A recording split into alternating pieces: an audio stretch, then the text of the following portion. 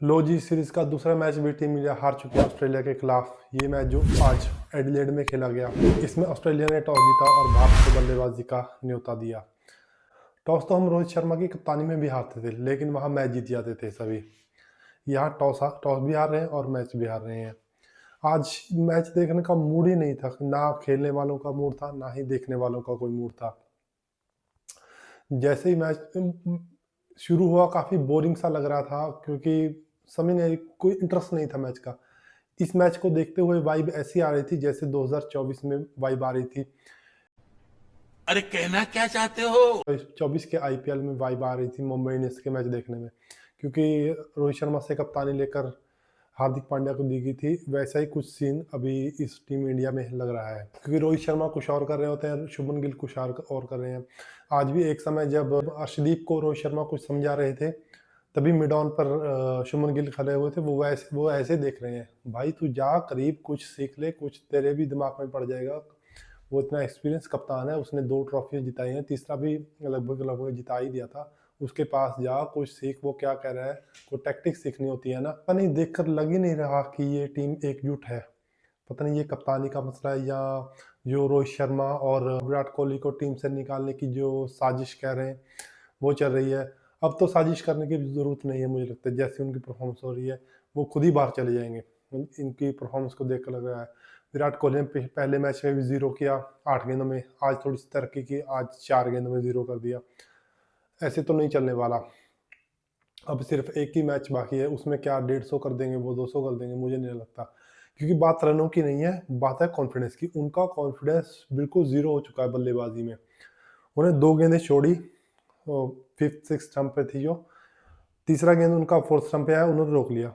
और चौथा गेंद उनको समझ में नहीं आया, वो सीधा गेंद आकर उनकी पैड्स पर बचा और प्लम आउट थे वो, और अंपायर ने आउट दिया था वो, और विराट कोहली आउट होकर चले गए। और जब विराट आउट हुए तो उसके बाद तो मोदी जी के मुँह से भी यही निकला। मजा नहीं आ रहा है। अब एक मैच है, क्या पता क्या होगा, उसमें कितने ही बना देंगे। अब इन दोनों को आज रोहित शर्मा बढ़िया खेले, उन्होंने अपना अर्धशतक लगाया। तो चाहता हूँ कि ये दोनों 2027 के वर्ल्ड कप तक जाएँ, लेकिन अच्छी फ़ॉर्म के साथ। ऐसा नहीं है कि खराब फ़ॉर्म हो और वो कुछ कर नहीं रहे तो उन्हें 2027 का वर्ल्ड कप खिला दिया जाए, नहीं। अच्छी फ़ॉर्म में हो तो लेके जाएँ, उन्हें जाना भी चाहिए। लेकिन अगर वो फ़ॉर्म में नहीं है, तो हमें प्लेयर से ऊपर उठकर टीम के लिए सोचना होगा कि जो खिलाड़ी फ़ॉर्म में है, वही 27 के वर्ल्ड कप में खेलने के लिए जाए। नामों के ऊपर हमने नहीं जाना, अब हम टीम के लिए देखेंगे। बात तो सही है। अगर उस समय विराट कोहली और रोहित शर्मा की अच्छी फॉर्म होगी, तो बिल्कुल उन्हें ले जाना चाहिए, क्योंकि एक्सपीरियंस प्लेयर है, एक्सपीरियंस का कोई ना कोई तो फ़ायदा होता ही है हमेशा टीम को। मेरे हिसाब से अगर इनकी फॉर्म ऐसे ही चलती रहेगी, तो जो साउथ अफ्रीका की अगली सीरीज़ घर में है 3 वनडे मैचों की, तो उसमें मुझे लगता है कि इन दोनों को पहले ही घोषित कर देना चाहिए कि ये हमारी लास्ट सीरीज़ है। अच्छा रहेगा कि इज़्ज़त के साथ कंधों पर बिठाकर इन्हें विदाई दी जाए। मैं नहीं चाहता कि एक पोस्ट, सोशल मीडिया की पोस्ट आए और ये दोनों घर बैठकर ही रिटायरमेंट घोषित कर दें। तो मैं चाहूँगा कि ये ग्राउंड में जाकर ही अपनी रिटायरमेंट दें। ऐसा ना हो कि ये ऑस्ट्रेलिया वाली सीरीज़ का तीसरा मैच खत्म हो और थोड़े दिन बाद या अगली जो टीम की सिलेक्शन होगी उससे कुछ दिन पहले या कुछ घंटे पहले पोस्ट आए कि हम रिटायर हो गए हैं। मैं ऐसा बिल्कुल नहीं चाहता। मेरे हिसाब से कोई भी ऐसा नहीं चाहता कि कोई ऐसा हो, कुछ ऐसा हो। बड़ी इज़्ज़त के साथ उनकी विदाई होनी चाहिए। अच्छा, बहुत बड़े प्लेयर रहे हैं दोनों, बड़ा करियर रहा उनका, बड़े रिकॉर्ड बनाए, बड़े मैचेज़ जितवाए हैं इंडिया को। इसलिए मैं चाहूँगा कि उनकी इसलिए मैं चाहूँगा कि उनकी एक इज़्ज़त के साथ विदाई हो। वैसा ना हो जो बाकी सीनियर प्लेयर्स के साथ हुआ, युवराज सहवाग, लक्ष्मण द्रविड़, गांगुली वगैरह इनके साथ हुआ है, वैसा इनके साथ बिल्कुल ना हो। इन्हें एक ग्राउंड में एक अच्छी विदाई दी जाए। अगर अच्छा खेलते रहते हैं तो व्हाई नॉट के वो आगे जाएँ। लेकिन 2027 के वर्ल्ड कप में अभी 2 साल हैं, उनकी फ़ॉर्म पे बहुत ज़्यादा चीज़ें डिपेंड करेंगी, क्योंकि सेलेक्टर्स और टीम मैनेजमेंट उन्हें निकालना चाहती है कि अभी 8 या 9 सीरीज़ अभी बाकी हैं 2027 के वर्ल्ड कप तक।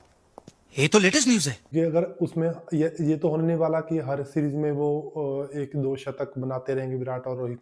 ये तो होने नहीं वाला कि एक एक अगर एक भी सीरीज़ उनकी खराब आई, तो उसके बाद सेलेक्टर्स उन्हें खुद ही बाहर कर देंगे कि देखिए फॉर्म में नहीं है, पिछली सीरीज़ में कुछ परफ़ॉर्म नहीं किया। क्योंकि वनडे सीरीज़ हर 2-3 महीने के बाद आती है, 1-2 महीने के बाद ही आती है। ज़्यादा रेगुलर क्रिकेट नहीं होती वनडे क्रिकेट। अगर उनकी किसी भी उसमें अगर उसकी किसी भी सीरीज़ में परफ़ॉर्मेंस नहीं आती उन दोनों की, तो सेलेक्टर्स के लिए बड़ा आसान हो जाएगा। इसलिए मैं चाहूँगा कि अगर उन्हें लग रहा है कि फ़ॉर्म नहीं सही आ रही, नहीं रन कर पा रहे, तो उन्हें खुद ही एक साइड हट जाना चाहिए। अगर बात करें आज के मैच की, तो ऑस्ट्रेलिया ने टॉस जीता और भारत को पहले बल्लेबाजी का न्योता दिया। भारत ने अपनी सेम टीम खिलाई, गौतम गंभीर ने अपने बंदे को वहीं रखा जहाँ था, सेम टीम खिलाएँगे हम, वही खिलाई। और गौतम गंभीर ने जब ये जो भारत का इतना अच्छा रिकॉर्ड चला आ रहा था एडिलेड में, पिछले 4 मैचों में से भारत ने 3 जीते थे और 1 टाई हुआ था। और ऐसे रिकॉर्ड्स की तो खराब करने के लिए गौतम गंभीर जाने जाते हैं। पिछले जो सालों में जो भी बढ़िया-बढ़िया रिकॉर्ड थे, सभी उन्होंने ध्वस्त कर दिए हैं। और ऊपर से इनके उल्टे जवाब, उल्टे फैसले कि हम तो ऐसा कर रहे हैं, वैसा कर रहे हैं, वी ऑन ये कह देते हैं। और और इन फैसलों के बाद तो मैं और हमारे बाकी देशवासी भी यही कहते हैं। जनता को आप मूर्ख समझना बंद कर दीजिए। इस प्रकार की बचकाना बातें किसी के गले नहीं उतरती, लोग मजाक उड़ाते। ऑस्ट्रेलिया ने wicket keeper Philippe, Nathan Ellis और खोनेमैन को बाहर किया, और जबकि उनकी जगह एडम जाम्पा, एलेक्स कैरी और जेवियर बार्टलेट उनकी टीम में आए। भारत की, जैसे हमने बात की, सेम ही टीम थी। जब मैच शुरू हुआ तो काफ़ी स्लो पेस पे मैच शुरू हुआ। रोहित शर्मा और शुभमन गिल की तरफ से खराब शुरुआत रही भारत की। 17 रन पर ही पहला विकेट शुभमन गिल का गिरा। उन्होंने मात्र एक चौका लगाया कवर्स में से, और 9 रन बनाए उन्होंने 9 गेंदों में। डेविड बार्टलेट की गेंद को वो मिड ऑन के ऊपर से मारना चाहते थे। अच्छा टाइम किया, लेकिन प्लेसमेंट उतनी ही खराब। जितनी अच्छी टाइमिंग उतनी अच्छी, उतनी खराब प्लेसमेंट, और सीधा कप्तान मिचेल मार्श के हाथों में उन्होंने गेंद मार दी। उसके बाद आए विराट कोहली, जैसा हमने बात की, 0 किए उन्होंने 4 गेंदों में। सीधा गेंद एलबीडब्ल्यू हो गए वो डेविड बार्टलेट की गेंद पर। नंबर 4 पर आए श्रेयस अय्यर, वाइस कैप्टन। इनकी अच्छी पार्टनरशिप रही। इनकी पार्टनरशिप 118 रन की हुई रोहित शर्मा और श्रेयस अय्यर की।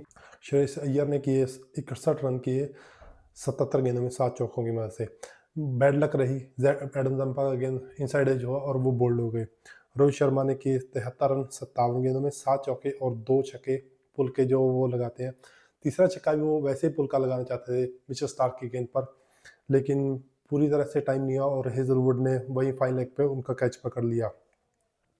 आज रोहित शर्मा का स्ट्राइक रेट काफ़ी कम रहा, जैसे वो पहले सरप्लस होकर खेलते हैं ओपनिंग पर, आज उन्होंने वैसा नहीं दिखाया।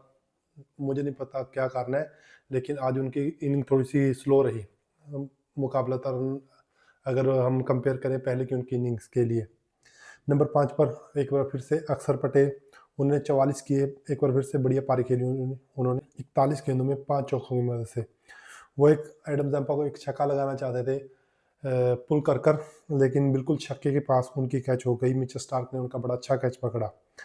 राहुल, जब भी मैं पहले भी इसके बारे में बात कर चुका हूँ, इस आदमी को 8-9 साल हो चुके हैं इंटरनेशनल खेलते हुए भारत के लिए, लेकिन अभी भी इसने कभी भी जिम्मेदारी का मुजाहरा नहीं किया आज तक।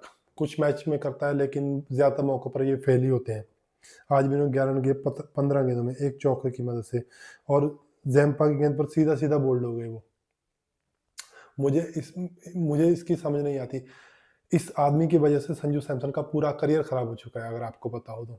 क्योंकि इसी बंदे ने आकर संजू सैमसन का करियर खाया है, वरना संजू सैमसन आज की डेट में कितना बड़ा प्लेयर बन जाता। उसके बाद वाशिंगटन सुंदर, उन्हें 12 किए 14 गेंदों में। डेविड बार्टलेट की गेंद को वो भी मारना चाहते थे, और गेंद खड़ा होकर और हेजलवुड ने आसान सा कैच पकड़ लिया छक्के के पास जाकर सीधा।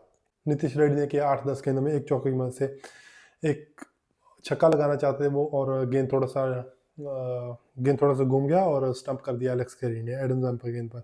हर्षित राणा, गौतम गंभीर आज उनकी बल्लेबाजी देखकर काफ़ी ज़्यादा खुश हो गए। उन्होंने 24 रन किए 18 गेंदों में 3 चौकों की मदद से। अब तो ये खुश हो गए कि इन्होंने विराट से भी ज़्यादा रन बना दिए, पहले मैच में भी और दूसरे मैच में भी। हर्षदीप पाजी ने किए 13 रन किए 14 गेंदों में 2 चौकों की मदद से। स्टार्क ने उन्हें क्लीन बोल्ड कर दिया। सिराज नॉट आउट रहे, उन्होंने कुछ नहीं कर पाए। बात करें ऑस्ट्रेलियन गेंदबाजी की, बहुत ही धारदार गेंदबाजी रही। क्या मिचेल स्टार्क जब से शुरू से ही लेकर आज तक उनकी गेंदबाजी में 1% का भी फ़र्क नहीं पड़ा। बढ़िया ही हुई है लेकिन घटिया नहीं हुई, बढ़िया ही होती जा रही है उनकी गेंदबाजी। मिचेल स्टार्क 10 ओवर आज थोड़े से महँगे रहे लेकिन 62 रन देके 2 विकेटें लिए। Hazlewood 10 over 2 maidens 29 run. McGrath ये अगर आपके पास असली मैकग्रा नहीं है तो ये थोड़े से लो लेवल के हैं लेकिन मैकग्राथ वाली लाइन पर ये गेंद करते हैं और आज भी इन्होंने ऐसा ही किया। Xavier Bartlett 10 over 1 maiden 39 run और 3 विकेटें। मिचेल ओवन 2 ओवर 20 रन काफ़ी ज़्यादा महंगे रहे। ज़ैम्पा 10 ओवर 60 रन और 4 विकेटें। पिक ऑफ द बॉलर्स और ये मैन ऑफ द मैच भी रहे इनकी बढ़िया गेंदबाजी के लिए। कूपर कॉनली 3 ओवर 11 रन कोई विकेट नहीं। मैथ्यू शॉट 3 ओवर 23 रन कोई विकेट नहीं। ट्रेविस हेड 2 ओवर 16 रन कोई विकेट नहीं। और भारत ने सिर्फ 264 रन ही बना पाए। 264 रन डिफेंड हो सकते हैं अगर हम ओडीआई की बात करें कि इतना लो स्कोर नहीं है कि हम कहें कि ये स्कोर डिफेंडेबल नहीं है। बिल्कुल डिफेंडेबल था क्योंकि ऑस्ट्रेलिया के ग्राउंड बड़े होते हैं, उन पर ये स्कोर डिफेंड हो सकता है क्योंकि इतनी आसानी से चौके छक्के नहीं लगते। लेकिन अगर आप बात करें भारतीय गेंदबाजी की, उनकी स्पीड की 120-30 वाली, तो मुझे नहीं लगता कोई मुश्किल होने वाली थी ऑस्ट्रेलियन बल्लेबाजी, क्योंकि वो तो 140 वाला गेंद उन पिचेस पर जो शॉर्ट ऑफ लेंथ होता है आसानी से खेलते हैं। 120-30 वालों को तो वो बख्शने कहाँ वाले थे। बड़ी आसानी से उन्होंने छक्के लगाए, चाहे वो अर्शदीप की गेंदबाजी हो, चाहे हर्षित राणा की हो या फिर मोहम्मद सिराज की हो। शॉर्ट पिच गेंद को तो वो खा जाते हैं। और गेंदबाजों की इतनी पिटाई देखकर तो भारत के दर्शक भी यही कह रहे थे, भाई यहाँ पे क्या हो रहा है, भाई यहाँ पे क्या हो रहा, भाई ये कहाँ फंस गया भाई मैं। और मुझे ये नहीं समझ आता कि हमारे गेंदबाजों की फिटनेस कैसी है। एक समय आया था जब तीनों इंडियन फास्ट बॉलर्स हर्षित राणा ग्राउंड में लेटे पड़े थे क्रैम्प को लेकर। ग्राउंड के बाहर पिछले 10-15 मिनट से अर्शदीप सिंह अपना ट्रीटमेंट ले रहे थे, वो भी क्रैम्प्स के कारण। और उसी समय मोहम्मद सिराज भी वही कुछ करते हुए देखे गए कि उनको भी क्रैम्प्स महसूस हो रहे थे। एक भी गेंदबाज ऐसा नहीं लग रहा था कि ये अपना कोटे का 10 ओवर पूरा कर पाएगा। बहुत ज़्यादा ट्रीटमेंट लेना पड़ा उन्हें। और 264 का भारत ने स्कोर किया और 265 रन चेस करने आए ऑस्ट्रेलियन टीम ने। मिचेल मार्श और ट्रेविस हेड ने अच्छी शुरुआत की। पहला विकेट उनका 30 रन पर गिरा। मिचेल मार्श एक चौका लगा चुके थे अर्शदीप सिंह को, और एक और छक्का लगाने के चक्कर में आगे बढ़कर उनका किनारा लगा और राहुल को आसान सा कैच पकड़ा दिया। 11 रन किए उन्होंने 24 गेंदों में, एक चौके में से। ट्रेविस हेड उनके 28 रन 40 गेंदों में, एक चौका और एक छक्का। क्या इन्होंने एक छक्का लगाया था मोहम्मद सिराज को, क्या लंबा छक्का गया था, वो फ्लिक किया था ज़रा सा, थोड़ा सा बल्ला दिखाया और क्या लंबा छक्का गया। उन्हें हर्षित राणा ने वो आउट किया और विराट कोहली ने आसान सा कैच पकड़ लिया। एक फ्लिक करना चाहते थे, लीडिंग एज लगा और गेंद ऊपर चढ़ गया। विराट कोहली ने बड़ी आसानी से कैच पकड़ा। मैथ्यू शॉट 74 किए उन्होंने, 78 गेंदों में 4 चौके और 2 छक्के लगाए इन्होंने। ये भी बंदा क्या छक्के लगाता है। हर्षित राणा ने आउट किया और मोहम्मद सिराज ने ये कैच पकड़ा। आज सिराज की फील्डिंग और बाकी टीम की फील्डिंग बहुत ज़्यादा ख़राब है। सिराज का एक कैच जो इन्होंने छोड़ा था, कुछ समय कोई 54-55 पर मैथ्यू शॉट खेल रहे थे जब उनका कैच छोड़ा मोहम्मद सिराज ने। उसके बाद इन्होंने 20 रन और किए और वही फ़र्क पड़ गया भारत के स्कोर का। भारत ने आज फील्डिंग में बहुत ज़्यादा लैप्सेस किए, उनको कैचेस छोड़े और मिस फील्डिंग भी काफ़ी रही। नंबर 4 पर मैट रेनशॉ 30 गेंदों में 30 रन किए उन्होंने, एक चौका और एक छक्का लगाया। कवर्स के ऊपर से ये गेंद को चौका लगाना चाहते हैं आगे बढ़कर, लेकिन वो बोल्ड हो गए, गेंद को पढ़ नहीं पाए। अक्षर पटेल की गेंद को सीधा गेंद निकल गया। एलेक्स कैरी ने 9 रन किए 17 गेंदों में, ये भी गोडा टेक कर छक्का लगाना चाहते थे वाशिंगटन सुंदर को और गेंद घुमा और सीधा गेंद विकेटों में जाकर घुस गया।